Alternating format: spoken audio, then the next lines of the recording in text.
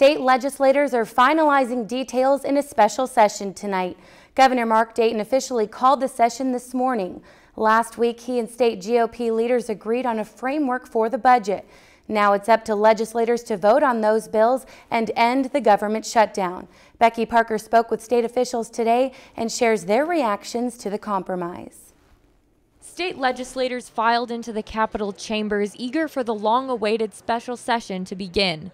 Tonight, they vote on a budget deal that would end an almost 3-week-long state government shutdown. We've worked very hard together. We've worked literally around the clock for the last 4 days and nights, and once we reached the framework of the general agreement, we all agreed that we were going to do whatever we had to do as rapidly as we could, responsibly, so that we could get Minnesota back to work again and end the shutdown. Both houses have passed 5 bills since floor sessions began around 6 p.m.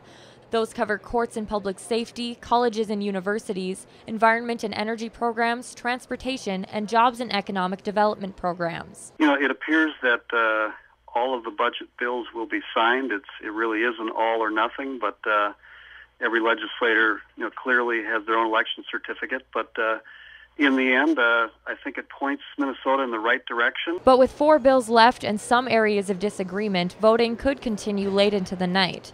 Republicans aren't happy with the extra spending their leaders agreed to, and Democrats mostly disagree with the compromise reached between GOP leaders and the governor last week. It was a deal that nobody likes, is happy about.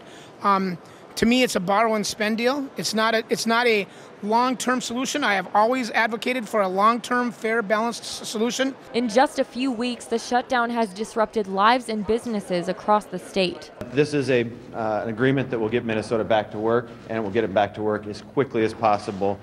We are ready to get bills going through session into final passage into the governor's desk as quickly as we possibly can. The government will technically reopen once the bills are signed, but it may take days before everything is up and running.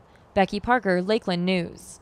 And lawmakers must still pass budget bills covering taxes, health and human services, public schools, and state agency funding, as well as a construction bonding bill. If you've enjoyed this segment of Lakeland News, please consider making a tax-deductible contribution to Lakeland Public Television.